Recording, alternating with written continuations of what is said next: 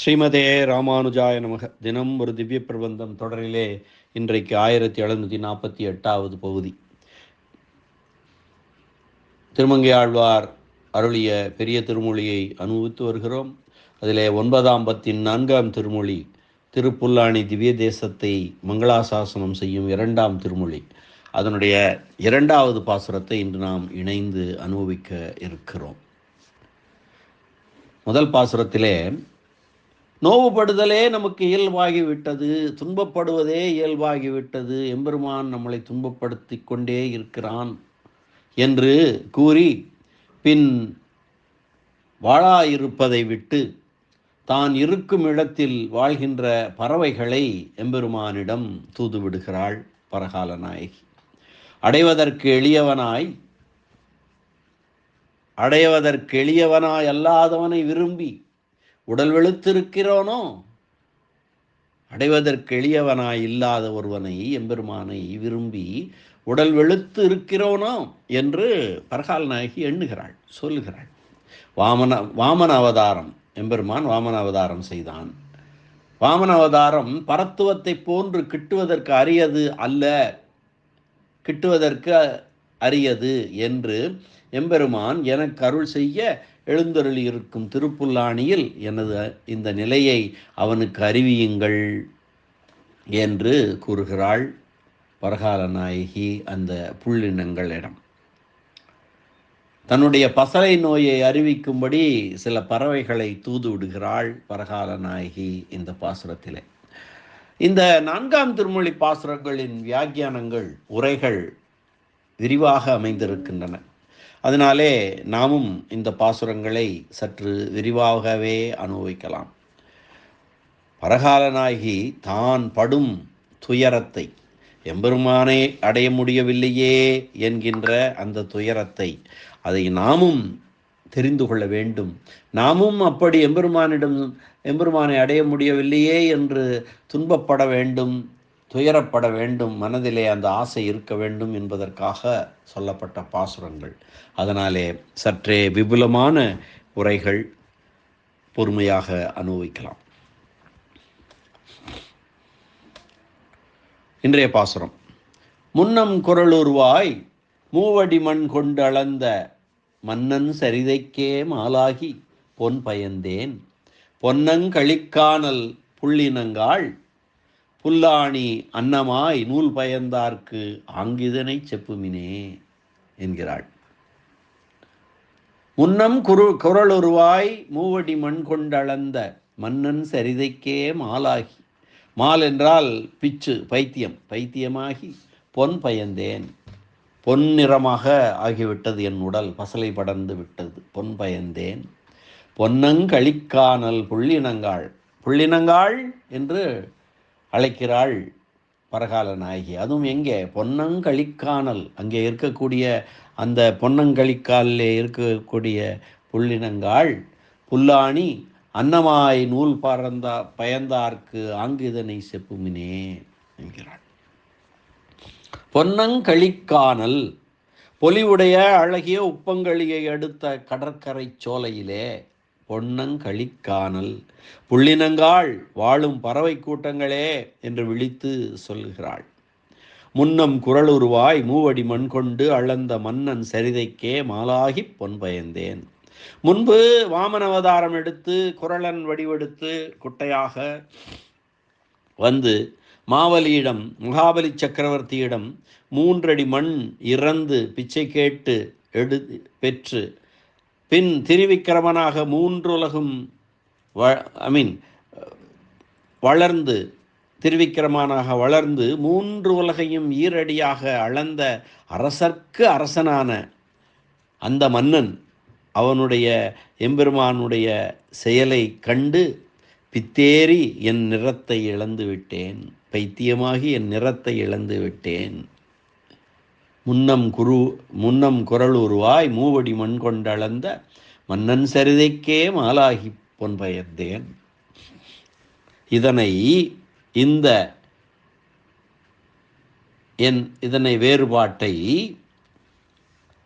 நிறவேறுபாட்டை பசலை கண்டதை திருப்புல்லாணி தலத்திலே அன்னமாய் நூல் பயந்தார்க்கு, அன்னமாய் நூல் பயந்தார்க்கு. அன்ன வடிவடுத்து வேதங்களை பிரம்மன் தொலைத்தான் அல்லவா, தொலைத்து விட்டு கண்ணிழந்தேன் என்று கதறிக்கொண்டிருந்தான் அல்லவா. அப்போது அன்ன வடிவெடுத்து சென்று இந்த வேதங்களை எல்லாம் மீட்டு பிரம்மனுக்கு வழங்கினான். அந்த எம்பெருமானுக்கு அன்னமாய் நூல் பயந்தார்க்கு ஆங்கு, ஆங்கு என்பது பிராட்டிக்காக வந்திருக்கும் அந்த இடத்திலே என்று பொருள் சொல்கிறார்கள். திருப்புல்லாணி தலத்திலே பிராட்டிக்காக வந்து அங்கே தங்கியிருக்கிறான். எப்படி என்பதை பின்னாடி பார்க்கலாம். சீதா பிராட்டிக்காக அங்கு திருப்புல்லாணியிலே வந்து தங்கியிருந்து அணை கட்டி இலங்கை சென்று இலங்கைக்கு அரசனான ராவணனை வென்று சீதா பிராட்டியை மீட்டான் அல்லவா. அதற்காக சீதா பிராட்டிக்காக வந்து தங்கியிருக்கும் அந்த இடத்திலே செப்புமினே, நீங்கள் சென்று சொல்லுங்கள், என்னுடைய நிலையை சொல்லுங்கள். நான் அந்த எம்பெருமானின் செயலை, எம்பெருமான் பிரிந்து சென்று விட்டான், எம்பெருமான் மேல் பைத்தியமாகி பித்தாகி என் உடல் எல்லாம் பசலை பூத்து விட்டது என்கின்ற செய்தியை சொல்லுங்கள் என்று சொல்கிறாள் பரகால நாயகி. முன்னம் குரல் உருவாய் மூவடி மண் கொண்டளந்த மன்னன் செறிதிக்கே மாலாகி பொன் பயந்தேன், பொன்னம் கழிக்கானல் புள்ளினங்காள் புல்லாணி அன்னமாய் நூல் பயந்தார்க்கு ஆங்கு இதனை செப்புமினே என்பது இந்த இன்றைய பாசுரம். அற்புதமான ஒரு பாசுரம். பொன்னங்களி என்கின்ற கடற்கரை நிலங்களில் உள்ள பறவை இனங்களே, முன்பு வாமனனாகி 3 அடி நிலத்தை பெற்று மூவுலகையும் அளந்து கொண்ட தேவாதி தேவனுடைய செயலுக்கே நான் அன்புடையவளாகி அடிமைப்பட்டு நிறவேறுபாடு பசலை அடைந்தேன். எனது இந்த நிலைமையை திருப்புல்லாணி என்கின்ற அந்த இடத்திலே சென்று அன்ன வடிவாகி வேத சாத்திரங்களை உபகரித்த பெருமாளுக்கு சொல்லுங்கள் என்று சொல்லுவதாக அமைந்திருக்கிறது இந்த பாடல். நோவுபடுதலே நமக்கு இயல்பாகிவிட்டது என்று முன்பாசுரத்தில் சொன்னாள் அல்லவா. பாவாய் இது நமக்கு ஒரு பான்மையே ஆகாதே என்று சொன்னாள் அல்லவா. அப்படி கூறி பின் சும்மா இருப்பதனை விட்டுவிட்டு தான் இருக்கும் இடத்தில் வாழ்கின்ற சில பறவைகளை அழைத்து தூது விடுகிறாள் பரகால் நாயகி. இந்திரன் முதலிய தேவர்களுக்காக வாமன வடிவம் எடுத்து உதவிய பெருமானை காண நான் துடிக்கிறேன் என்கிறாள். மேனி நிறம் வேறுபடுவதை பொன் பயத்தலாகச் சொல்வது கவிமரம். இப்படிப்பட்ட என் நிலையை திருப்புல்லாணி அம்மானுக்கு புகழுங்கள் என்கிறாள் பரகால நாயகி. வானமாமலையில் ஆழ்வார் திருவாக்கில் வந்த சேற்று தாமரை என்ற தடாகம், தேனமாம் பொழில் என்ற பெயருள்ள தோப்பு வானமாமையில் இந்த 2 அமைந்திருக்கின்றன. அதுபோல திருமோகிரில் தாளதாமரை என்ற பெயரில் குளமும் வழங்கி வருவது போல திருப்புல்லாணியிலே பொன்னங்களி என்றொரு நீரோடு கால், அதாவது வாய்க்கால், கடலிலே வென்று சேரும் அல்லவா, அந்த பொன்னங்களி என்று ஒரு பெயர் திருமங்கை ஆழ்வார் கொடுத்திருக்கிறார். அதுபோன்று வழங்கி வருகிறது போலும். அன்னமாய் நூல் பயந்தார்க்கு, பிரம்மன் இழந்த வேதங்களை அன்ன வடிவெடுத்து மீட்டு கொடுத்தது போல என் மேனி நிறத்தையும் மீட்டு கொடுக்க வல்லவர் என்பது ஒரு கருத்து. நம்மை பரமபுருஷனிடம் தூது போகச் சொல்லுகிறாளே, அவரெங்கே நாம் எங்கே என்று அந்த புள்ளினங்கள் என்று நீங்கள் அஞ்ச வேண்டாம். அவன் அன்னமானவன், ஆகையால் உங்கள் இனத்தைச் சேர்ந்தவன், எனவே அஞ்ச வேண்டாம் என்று குறிப்பது மற்றொன்று. அப்படி ஒரு கருத்தும் பொருளும் எடுத்துக்கொள்ளலாம். ஆங்கு இதனை செப்புமின், சீதையை மீட்க இலங்கைக்கு செல்ல அணை கட்ட வேண்டி திருப்புல்லாணியில் கடலரசனை வருணனை நோக்கி சரணாகதி செய்து நோன்பிருந்தான். அவன் சீதையை மீட்டது போல பரகால நாயகிக்கும் சிறிது உதவக்கூடாதோ? ஆங்கு இதனை செப்புமின் என்று சொல்வதாக கருத்து. இனி வியாக்கியான சக்கரவர்த்தி பெரியவாச்சான் பிள்ளையினுடைய உரையினை பார்க்கலாம். முன்னம் குரல் உருவாய். நான் இழப்பதற்கு காரணம் இடத்தின் சேய்மை அல்ல, காலத்தின் சேய்மையே. சேய்மை என்றால் தூரம். அது தூரத்தில் இருக்கிறது என்பதல்ல காரணம். காலம் காலம் போய்கொண்டே இருக்கிறது. காலம் தள்ளி போகிறது அல்லவா, அதுதான் காரணம். பாவியாகிய நான் வாழும் இப்பொழுதல்லவா எம்பெருமான் அந்த வாமன வடிவம் எடுத்து கொண்டிருத்தல் வேண்டும்.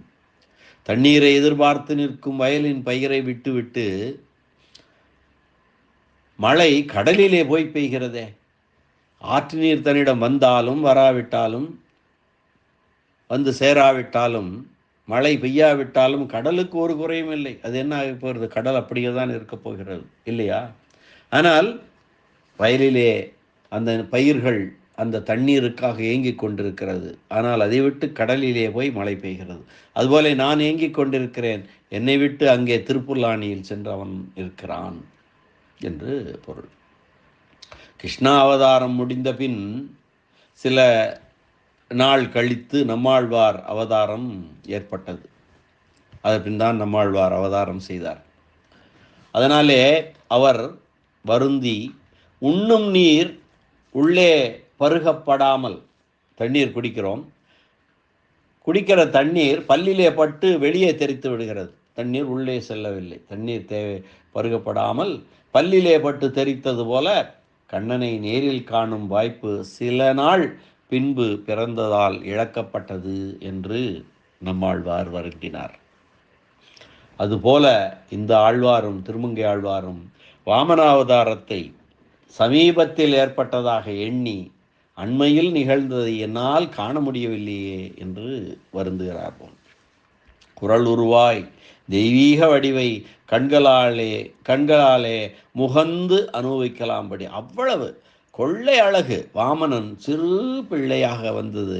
அனைவருமே அந்த அழகை கண்டு மயங்கினார்கள், கண்களால் ஆறப்பருகினார்கள் என்று சொல்வார்கள். ஆழ்வார்களும் சரி, கம்பனும் கூட சொல்லுவான். அந்த மகாபலி சக்கரவர்த்தியினுடைய அரசிகள் இருக்கிறார்களோ, அவர்களெல்லாம் அப்படியே இந்த குழந்தையை எடுத்து கொஞ்ச வேண்டும் என்று விரும்பினார்களாம். அப்படி அழகான வடிவு, அந்த வடிவுக்கு அதுதான் குரல் உருவாய்.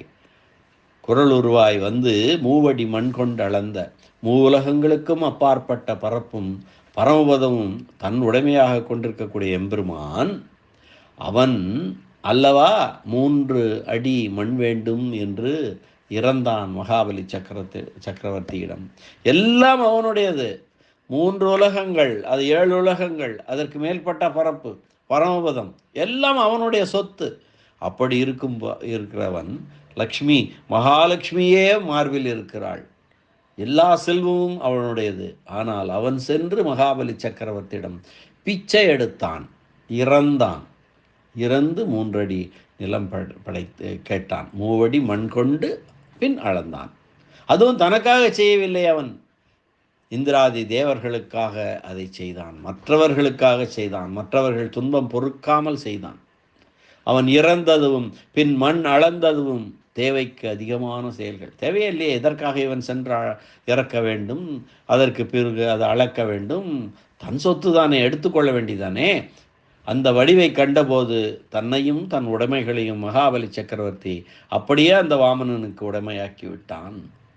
மகாபலியைப் போல கண்டபோதே காரியம் செய்தவர் உண்டோ என்றால், தத்தம் அஸ்ய அபயம் மயா, இவனுக்கு அடைக்கலம் என்னால் கொடுக்கப்பட்டது. ராகவம் சரணம் கத, ராமனை புகழாக அடைந்தான் என்ற தொடரிலேயே வீடனன் வருகிறான், விபீஷணன் வந்து சரணாகதிக்கு வருகிறான்.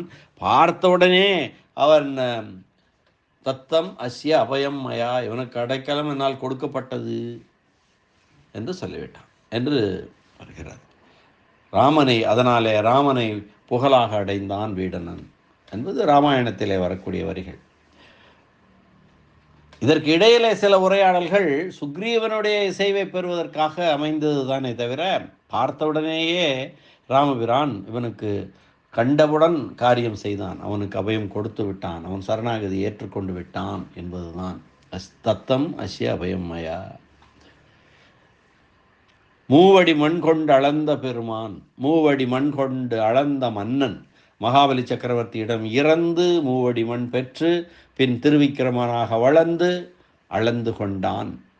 மாவலியின் விருப்பத்தோடு இணைந்து பெறுவதற்காகவே இறந்தான் அவன் எம்பெருமான். போரிட்டு அவன் விருப்பத்திற்கு மாறாக போரிட்டு பெற்றால் கவர்ந்தான் என்று ஆகிவிடும் என்று அவன் விரும்பி கொடுக்கும் வகையிலே இறந்தான் என்று நயம் கூட்டுகிறார். மன்னன், எல்லோருக்கும் மன்னர் மன்னன் திருமால், அவனையே இறைவனாக நினைத்து கொண்டிருக்கிறோம். அவனே எங்கும் பறந்தவன், அவனே எல்லோருக்கும் தலைவன். மன்னன் சரிதைக்கே மாலாகி பொன் பயந்தேன்.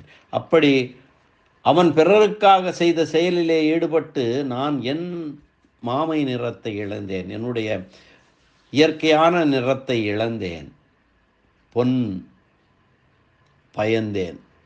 பொன்பயத்தல் என்பது பசலை நோய் மேலே படர்ந்து விட்டது. இது பற்றி ஏற்கனவே முன் பாசுரங்களிலே நாம் அனுபவித்திருக்கிறோம். ஆழ்வாருக்கு எம்பெருமான் மாவலியிடம் இறந்த செயல் இந்திரனுக்காக செய்யப்பட்டது என்று தோன்றவில்லையாம். உன்னை பிரமாணித்தார் பெற்ற பேரு என்று 2ஆம் திருவந்தாதியிலே சொல்லுகின்றபடியே எம்பெருமானுடைய இந்த செயல் இந்திரனுக்காக மட்டுமல்லாமல் அடியார் அனைவருக்குமாக செய்த செயல் என்று இருக்கிறார். சரிதைக்கே என்கின்ற சொல்லின் ஏகாரத்தை இந்த சரிதைக்கே என்று சொல்லுவதை இவ்வாறு விரித்துரைக்கிறார் வியாக்கியான சக்கரவர்த்தி. தன் உருவத்தை விட்டு வேற்று வடிவம் கொள்வது, பிச்சை எடுப்பது, அழப்பது என்ற எம்பெருமானுடைய செயல்களிலே மனம் வைத்து இவள் நிறவேறுபாடு உற்றவள் ஆயினாள். பொன்னம் களிக்கானல் புள்ளினங்காள், தான் இருக்கின்ற இடத்திற்கு அருகிலே இருக்கும் உப்பங்களிக்கு பொன்னங்களி என்று பெயரிட்டு அழைக்கிறாள் போலும். பொன்னங்களிக்கானல், அங்கே வசிக்கின்ற புள்ளினங்காள். ஒரே இடத்தில் வசிப்பதனால் உண்டான தொடர்பினை பயன்படுத்தி தன்னுடைய காரியத்தை செய்து முடிக்குமாறு அவற்றை வேண்டுகிறாள். நானும் இங்கே தான் இருக்கிறேன், நீங்களும் இங்கே தான் இருக்கிறீர்கள், எனக்கு இந்த காரியத்தை செய்யுங்கள் என்று அந்த புள்ளினங்களை அழைத்து சொல்லுகிறாள். ஒரே இடத்தில் வாழும் தொடர்பு மட்டுமல்ல, பிரிந்தவர்களை சேர்த்து வைக்கும் ஆற்றலும் பறவைகளுக்கு உண்டல்லவா. என்னை விட்டு தனியே சென்ற என் தலைவனைப் போல நீங்கள் தனிமையாக செல்ல வேண்டாம், புள்ளினங்காள் சேர்ந்து செல்லுங்கள். பிரிந்தவர்களை சேர்த்து வைக்கும் இயல்பு விலங்குகளுக்கு உண்டு. ராமாவதாரத்தில் விலங்கான குரங்கல்லவா இருவரையும் சேர்த்து வைத்தது. ஆனால் அனுமன் அங்கே தனியாக சென்றான். நீங்கள் இங்கே தனியாக செல்ல வேண்டியதில்லை, எல்லோரும் சேர்ந்து செல்லுங்கள். புல்லாணி அன்னமாய் நூல் பயந்தார்க்கு ஆங்கு இதனை செப்புமினே. இவை தூது போக ஒத்துக்கொண்டது போல எம்பெருமானும் தலைவிக்கு அருள் தர புல்லாணியை நிலையான இருப்பிடமாக கொண்டானாயினான். அன்னமாய் நூல் பயந்தார்க்கு, என்னையும் தன்னையும் பிரித்த எம்பெருமான் பிரம்மன் இழந்த வேதமாகிய கண்களை பிரம்மனுக்கு மீட்டுக் கொடுத்தான். எப்படி? அதுவும் அன்னமாகி மீட்டுக் கொடுத்தான். அதுபோல இந்த தலைவி இழந்த நிறத்தை எம்பெருமான் மீட்டு தரவல்லவன் என்பது. அன்னமாய் தூதுவோதும் உங்களுக்கு பயம் வேண்டாம், நாம் பறவைகளாயிற்றே, எப்படி செல்வது? அங்கே எம்பெருமான் எவ்வளவு உயர்ந்தவன், நாம் சாதாரண பறவை என்கின்ற பயம் உங்களுக்கு வேண்டாம். உங்கள் இனத்தை சார்ந்த அன்னம் வடிவெடுத்தவர் அவர், அதனாலே உங்களை சார்ந்தவன் பயம் வேண்டாம் என்கிறாள். அன்னமாய் ஆங்கு இதனை செப்புமினே. ஒருத்தியாகிய சீதா பிராட்டியின் மாமை நிறத்தை மீட்பதற்காக இலங்கையை அடைய வந்து தங்கியிருக்கின்ற இடத்திலே புல்லாணியிலே என் நிலைமையையும் தெரிவியுங்கள். சீதா பிராட்டி ஒருத்துக்கே செயல் வேண்டும் என்கின்ற வரையறை இருக்கிறதோ? இதனை என் நிலை இன்னது என்று என்னால் வார்த்தை விட்டு உரைக்க இயலாது. என்னை கண்ணால் பார்க்கும் நீங்களே உங்கள் வார்த்தைகளால் என் நிலையை எம்பெருமானுக்கு தெரியுங்கள். செப்புமினே, என் நிலைமையை எடுத்து கூறி எம்பெருமானை என்னிடம் அழைத்து வரும் அளவிற்கு நீங்கள் முயல வேண்டாம். என் நிலைமையை அவரிடம் அறிவித்து விடுவது ஒன்றே போதுமானது. சீதா பிராட்டியை மீட்பதற்காக வந்து இவ்வளவு காரியங்கள் செய்தான். எனக்கு கொஞ்சம் என்னையும் வந்து அவரை என்னுடைய துயரத்தை சொல்லி என்னுடைய நிலையை அவனுக்கு தெரிவியுங்கள். சீதா பிராட்டி ஒருத்திக்கே செயல்பட வேண்டும் என்கின்ற வரையறை இல்லை. இந்த பரகால நாயகிக்காகவும் செயல்படலாம் என்கின்ற செய்தியை சொல்லுங்கள் என்று கேட்பதாக அமைந்திருக்கிறது இந்த பாசுரம். அற்புதமான ஒரு பாசுரம். அருமையான வியாக்கியான சக்கரவர்த்தி முதலான உரையாசிரியர்களுடைய வியாக்கியானங்கள் சிறப்புற அமைந்திருக்கின்றன. அற்புதம். முன்னம் குரல் உருவாய் மூவடி மண் கொண்டளந்த மன்னன் சரிதைக்கே மாலாகி பொன் பயந்தேன் பொன்னம் களிக்கானல் புள்ளினங்காள் புல்லாணி அன்னமாய் நூல் பயந்தார்க்கு ஆங்கு இதனை செப்புமினே என்று சொல்கிறார் இந்த பாசுரத்திலே. அற்புதமான பாசுரம். அற்புதமான இந்த பாசுர அனுபவத்தை இந்த அளவிலே நிறைவு செய்து மீண்டும் நாளை சந்திக்கலாம் அடுத்த பாசுர அனுபவத்துடன். நன்றி, வணக்கம். ஸ்ரீனிவாச வெங்கடேச ராமானுஜதாசன் திருவரங்கம். திருப்புல்லாணி எம்பெருமான ஆதி ஜெகநாத பெருமாள் திருவடிகளே சரணம். அரட்டமுக்கி அடியார் சீயம் கலிகன்றி கலியன் திருமங்கை ஆழ்வார் திருவடிகளே சரணம். உரைப்பெருமன்னர் வியாக்கியான சக்கரவர்த்தி பரம காருணிகர் பெரியவாச்சான் பிள்ளை திருவடிகளே சரணம். ஆழ்வார் எம்பெருமானார் ஜீயர் திருவடிகளே சரணம்.